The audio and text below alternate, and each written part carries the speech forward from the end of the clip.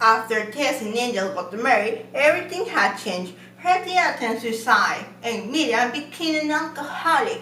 Tess had confessed to Angel her hard past with Alex.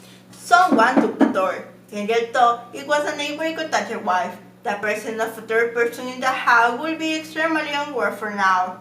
He opened the window and informed her that they could manage for themselves that morning.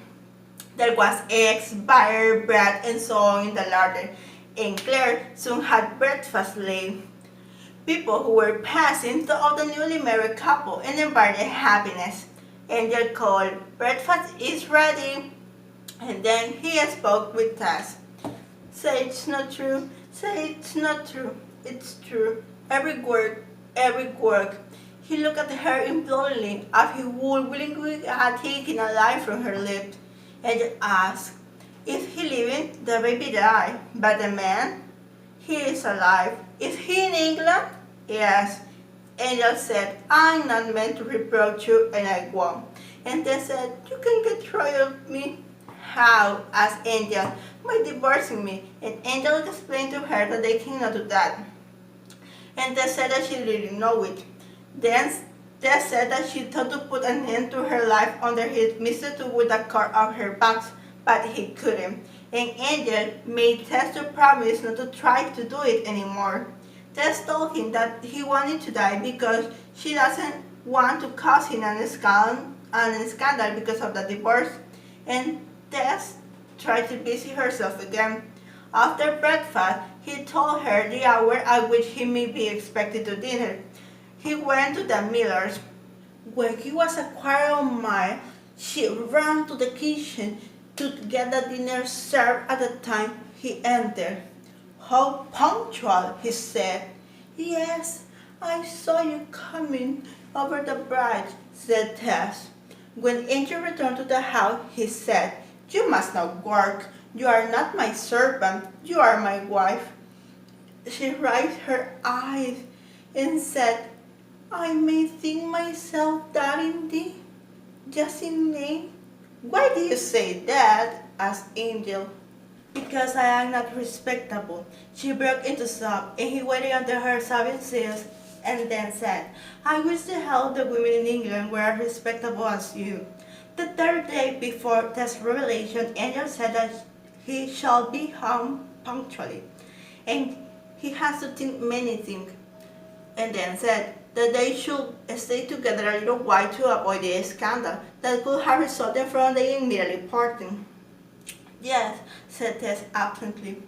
He was becoming ill with thinking. He asked himself what to do, and Tess said, "I suppose you are not going to live with me." "I cannot," he said. "How can we live together while that man lives? He being your husband in England and not I." Also, he told her to think about what could happen if they had children and they know about their mother's past. "I had thought what you say," she said. "It's quite true. All of it. It must be. You must go away from me. But what can you do?" "I can go home." "Are you sure?" "Quite sure," she said. Midnight came and passed silently, for there was nothing to announce it in the valley of the Froom.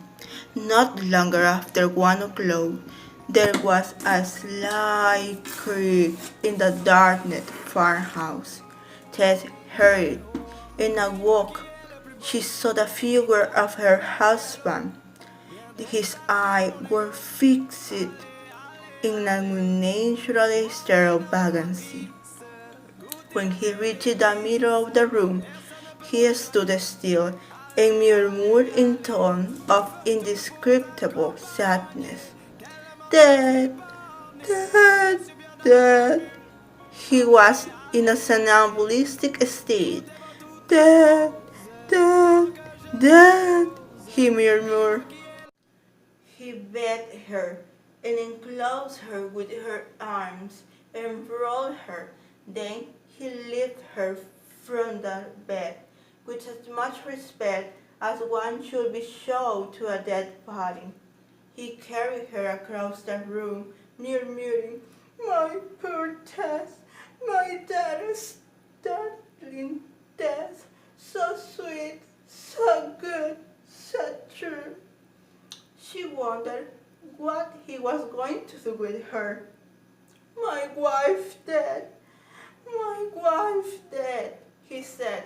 He lifted her against his shoulder so that he could carry her with ease. He bore her in the direction of the river a few yards distant, and they reached the other side with her in safety. Here they reached the ruin of the church of the Abbey Church. Against the north wall was an empty stone coffin of an abbot in which Claire carefully laid Tess. Having kissed her a second time, he breathed deeply. Tess shook him slightly, but she was unable to arouse him without being violent. She whispered in her ear, "Let us walk on, darling." At the same time, she shook him by the arm. She conducted him by the arm to the stone bridge in front of their residence, crossing which stood at the manor house door. Tess's feet were quite bare, and the stones hurt her and chilled to the bone, but Claire was in his woolen stocking and appeared not to feel discomfort. She inducted him to lie down on his own sofa bed and covered him warmly. As soon as they met the next morning, Tess noticed that Angel knows little or nothing about how far she had been concerned in the night excursion. He had ordered by letter a vehicle from the nearest town. After breakfast, it arrived. Claire wished to wait out his business with Mr. Crick. They left the carriage by the wicket leading down from the high road of the dairy house, and they descended the track on foot, side by side. Mrs. Crick emerged from the house, but Miriam and Reddy did not seem to be there. The latter had gone to her father's house, and Miriam had to look for employment elsewhere. Tess said all her favorite cows goodbye by touching them with her hand. Tess and Claire were together side by side at 11, but Mrs. Crick said to her husband, "How natural the brightness of her eyes seemed. He is not now like the proud young bride of a well-be-doing man." They re-entered in the vehicle and were driven along the roads toward Weatherbury Stafford Lane, and they reached the Lane Inn, and they rested here a while. And then they were driven toward her home by a stranger who didn't know their relations. At midnight, when Weatherbury had been passed, Claire said to Tess that if she meant to return to her mother's house, it was there that he should leave her. He asked her to accompany him for a few steps for along the roads. "Now, let us understand each other. There is no anger between us. I cannot endure at present, but I will try to bring myself to endure it. I will let you know where I go to as soon as I know it myself. And if I can bring myself to bear it, and if it is desirable possible, I will come to you. But until I come to you, you should not to try to come to me." "May I write you?" asked Ted. "Oh yes, if you are ill or want anything. I hope that will not the case, so that it may happen that I write you first. I agree the condition, angels, because you know best what my punishment ought to be. Only don't make it more than I can bear it," said Tess.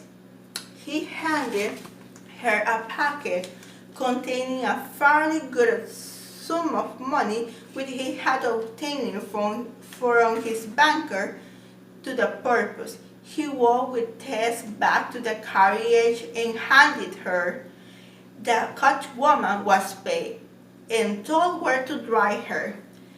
Taking his own bat and umbrella, he bade her goodbye, and Claire hoped that Tess would look out of the window for one moment, but she never thought to do it.